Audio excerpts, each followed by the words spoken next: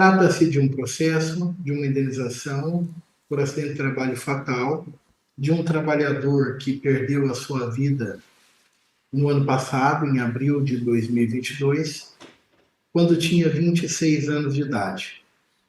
Eu vou cingir o objeto do nosso recurso naquilo que é a temática em 3 pontos apenas, falando sobre a necessidade, o nosso singelo sentir, da majoração do valor da indenização dos danos morais, das razões para o reconhecimento do grupo econômico entre as reclamadas e, por fim, o terceiro ponto, falar sobre a necessidade de majoração do valor da indenização material do pensionamento mensal.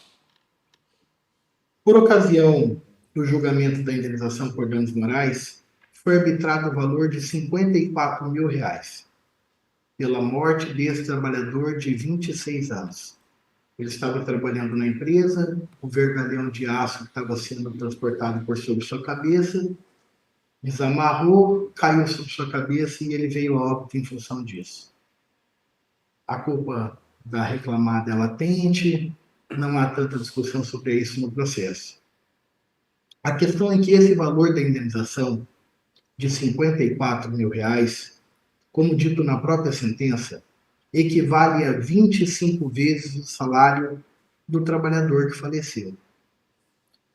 Ata máxima vênia, esse parâmetro de 25 vezes o salário do trabalhador acidentado, ele é menor, é um parâmetro menor que o valor que é arbitrado como uma indenização mínima nos casos de dano gravíssimo, lá no inciso 4º do parágrafo 1º do artigo 223G da CLT.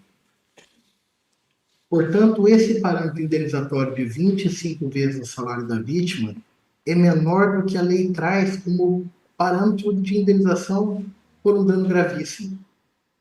E quando uma interpretação histórica, sistemática, teleológica desse dispositivo permite concluir que sequer ele seria aplicado nesse caso, porque a medida provisória 808 de 2017, no período em que teve a sua vigência, até que perdeu a sua vigência, ela acrescentava um parágrafo 5º, lá nesse dispositivo do 223G, para dizer que esses parâmetros indenizatórios, eles não se aplicavam no caso de morte, porque são aquém, porque não são suficientes para reparar a perda de uma vida humana. Doutor desembargadores, no plano da aplicação do direito posto, por não atender ao menos o parâmetro da indenização de um dano gravíssimo, que está lá no 223G da CLT, só por isso seria o caso, no nosso singelo sentir, de valoração, de majoração dos danos morais. Mas há que se ter em vista, excelências, que se trata de um trabalhador que faleceu com 26 anos de idade, que morava com a sua mãe, que sustentava a sua mãe, desempregada, que vivia ali com seu filho.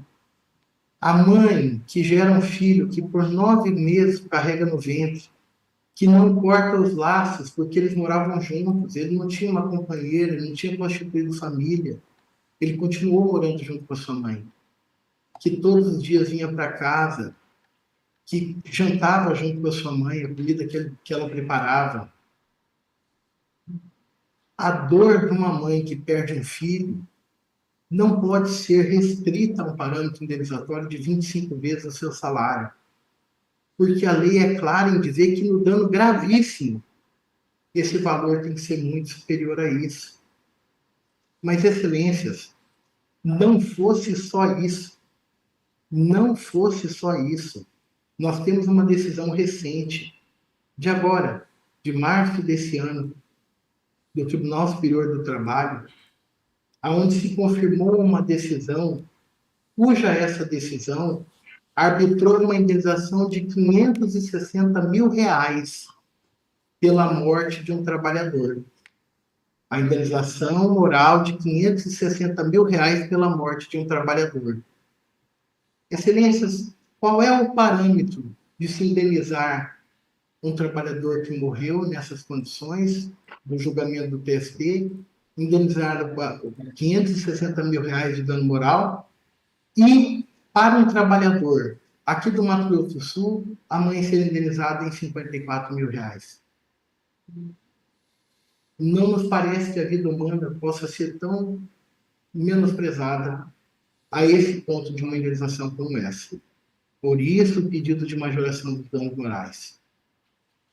Adiantando, em relação à questão do grupo econômico, a sentença entendeu que, por serem empresas com personalidades jurídicas distintas, não era o caso de se reconhecer o grupo econômico.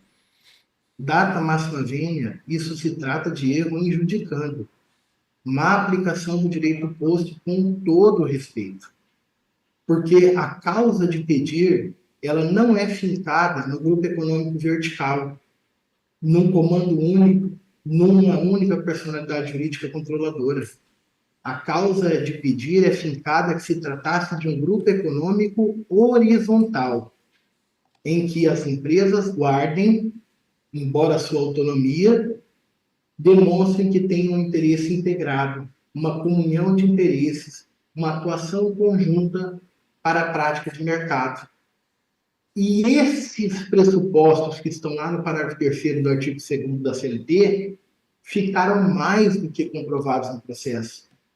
As confissões dos prepostos de primeira e segunda reclamada deixaram claro as elementares fáticas que corroboram a conclusão de haver entre as reclamadas demonstração de interesse integrado, efetiva comunhão de interesse e atuação conjunta.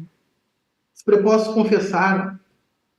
O primeiro reclamado confessou que as máquinas que ele tem foram fornecidas pela segunda reclamada, fornecidas a uma condição de comodato para pagamento em 10 anos, sem juros, condições fora de mercado. E ele próprio confessou, não, no mercado eu não conseguiria adquirir assim. Ora, mas isso é o que, se não um interesse integrado e uma comunhão de interesses?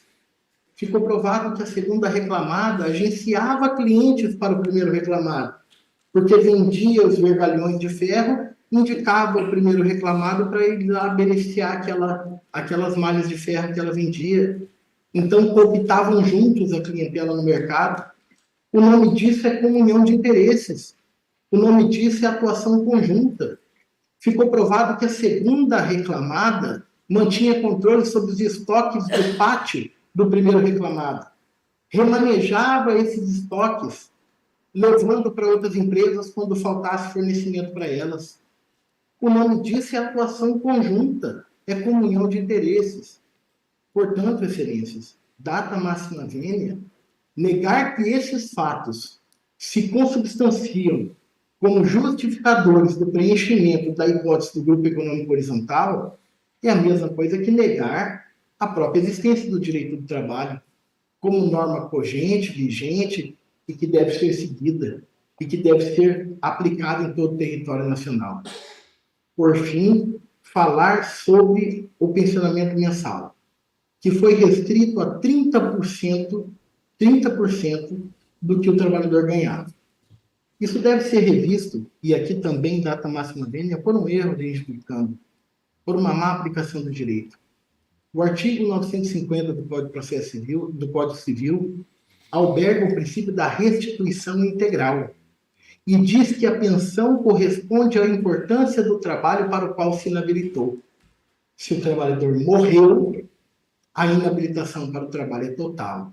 A reparação integral deve ser equivalente a 100% da remuneração do trabalhador, sob pena de se estabelecer a lógica teratológica no direito, de que economicamente é mais interessante para a empregadora que morra o trabalhador do que ele permaneça vivo em caso de acidente de trabalho. Portanto, essas são as razões que nós colocamos a Vossa Excelência. Muito obrigado.